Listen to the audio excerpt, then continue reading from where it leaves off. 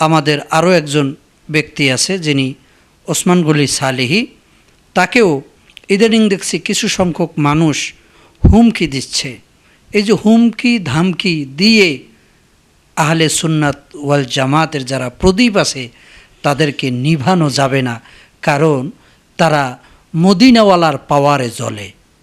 তো যাই হোক, সে ব্যাপারেও বলবেন আশা করি। দ্বিতীয়ত আমাদের যিনি সুন্নিয়তের একজন নয়নমণি ওসমান গনি সালেহী, যিনি রসুল পাকের শান আহলে বাইতের শান বর্ণনা করতেছেন, তাকে দেখছি ইদানিং হুমকি দিচ্ছে অনেক মানুষ। আবার কফিল উদ্দিন সরকার সালিহু হুজুর, তারও দেখছি অনেক জায়গায় মাহফিল বন্ধ হয়ে যাচ্ছে। বিশেষ করে আমার বিজ্ঞ সঞ্চালক পরিচালক মাওলানা আব্দুর রহমান আল কাদেরী আপনি আরেকটি বিষয় বলেছেন, সেটি হচ্ছে আমাদের সুন্নি জামাতের একজন আলেমে দিন হজরতুল আল্লামা মাওলানা ওসমান গনি সালেহী মাদ্দাজিল্লাহুল আলী, ওনাকেও দেখতেছি ইদানিং আপনার যারা বাতিলপন্থী আছে, বদ আকিদার আছে, তারা টেলিফোন করে হত্যার হুমকি দিচ্ছে। তিনি কিন্তু পরোয়া করেননি। তিনি স্পষ্ট করে বলে দিয়েছেন, যদি আমার জীবনও চলে যায়, যদি আমার গলার মধ্যে গুলি করা হয়, আমাকে যদি কেটে টুকরো টুকরো করে দেওয়া হয়, কচু কাটাও যদি করা হয়, আমি এক পা পিছু হটব না। আমি সারাটা জীবন মৃত্যুর আগ পর্যন্ত আহলে সুন্নাত ওয়াল জামাতের পথে এবং মতে থাকবো ইনশাআল্লাহ। তিনি কিন্তু এটা বুক ফুলিয়ে এবং রসুল পাকের প্রেম ভালোবাসা জজবা অন্তরে লালন করে তিনি কিন্তু এটা স্পষ্ট করে বলে দিয়েছেন। শুধু ওসমান গনি সালেহী কেন, গিয়াসউদ্দিন তাহিরিকেও হুমকি দেওয়া হচ্ছে, বিভিন্ন আমাদের সুন্নি আলেম ওলামাদেরকে হত্যা করে দেওয়া হচ্ছে। আল্লামা নুরুল ইসলাম ফারুকীকে 14 সালের 27শে আগস্ট হত্যা করা হয়েছে। সুন্নিয়তের প্রচার প্রসার কি বন্ধ হয়ে গেছে? এক ফারুকী লুকান্তরে চলে গেছে, লক্ষ ফারুকীর জন্ম হয়েছে। মাওলানা শহীদ রইসউদ্দিনকে হত্যা করা হয়েছে। সুন্নি জামাত কিন্তু তালা মেরে দেশ থেকে পালিয়ে যায়নি। সুন্নি জামাত আছে, সুন্নি জামাত থাকবে, কিয়ামত পর্যন্ত থাকবে। কারণ রসুল পাক সাল্লাল্লাহু আলাইহি ওয়াসাল্লাম বলেছেন যে যদি সঠিক কোনো দল থেকে থাকে, যদি জান্নাতি কোনো দল থেকে থাকে, নাজাত প্রাপ্ত কোনো দল থেকে থাকে, সেটি হচ্ছে আহলুস সুন্নাত ওয়াল জামাত। এজন্য মোল্লা আলী কারি হানাফি বলেছেন, ফালা শাক্কা ওয়ালা রাইবা আনহুম ওয়ালা আহলুস সুন্নাত ওয়াল জামাআতি। এটাই হচ্ছে আহলুস সুন্নাত ওয়াল জামাত, হচ্ছে আহলুস সুন্নাত ওয়াল জামাত হচ্ছে জান্নাতের পথ। এইভাবে আমাদের আহলুস সুন্নাত ওয়াল জামাতের আরেকজন আলেম মাওলানা কফিল উদ্দিন সরকার সালেহী, ওনাকে নিয়েও বিভিন্নভাবে কটূক্তি করা হচ্ছে, ওনাকেও এইভাবে হুমকি ধামকি দেওয়া হচ্ছে। দেখুন, তিনি নাকি কখন বলেছিলেন যে 2024-এর 5 আগস্ট যিনি আমাদের বাংলাদেশের প্রাক্তন সাবেক প্রধানমন্ত্রী শেখ হাসিনাকে জান্নাতি বলেছেন। যারা এই কথা বলে আপনার কফিল উদ্দিন সালেহীকে ছোট করতে চায়, হেয় প্রতিপন্ন করতে চায়, আমি মনে করি যে তারা যেন রসুল পাকের হাদিসকে অস্বীকার করলো। কারণ রসুল পাক সাল্লাল্লাহু আলাইহি ওয়াসাল্লাম বলেছেন, মান ক্বালা লা ইলাহা ইল্লাল্লাহ দাখালাল জান্নাহ। যে ব্যক্তি জীবনে একবার ইমানের সাথে লা ইলাহা ইল্লাল্লাহ পড়েছে, আল্লাহর উপর ইমান এনেছে, সে জান্নাতে যাবে।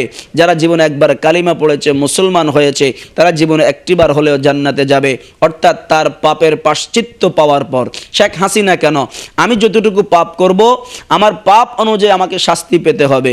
আমার সঞ্চালক সাহেব মুফতি আব্দুর রহমান আল কাদেরী, তিনি যতটুকু পাপ করবেন ততটুকু পাপের প্রায়শ্চিত্ত করে আপনি যতটুকু পাপ করবেন, সেই পাপের প্রায়শ্চিত্ত করার পর আপনি যদি লা ইলাহা ইল্লাল্লাহ মুখে এবং অন্তরে লালন করে থাকেন, আপনি জান্নাতে যাবেন।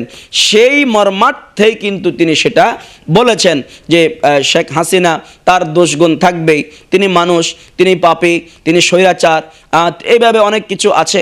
কিন্তু তিনি যেই কিছু কাজ করেছেন, যেমন বাংলাদেশে 560টি মডেল মসজিদ করেছেন, ওয়া আন্নাল মাসাজিদা লিল্লাহি ফালা তাদউ মাআল্লাহি আহাদা। এইভাবে কোরআনুল কারীমে মসজিদের অনেক ফজিলত সম্পর্কে আয়াত রয়েছে, ইন্নামা ইয়ামুরু মাসাজিদাল্লাহ মান আমানা বিল্লাহি ওয়াল ইয়াউমিল আখির ওয়া আকামাস সালাতা ওয়া আতাজ যাকাতা ওয়া লাম ইয়াখশা ইল্লাল্লাহ। তো সেই অনুযায়ী প্রধানমন্ত্রী, সাবেক প্রধানমন্ত্রী স্বৈরাচার বলেন আর পাপিষ্ট বলেন, নব্য ফেরাউন বলেন, যেটাই বলেন, কিন্তু এটা তো অন্তত ভালো কাজ করেছেন। 560টি মডেল মসজিদ করেছেন।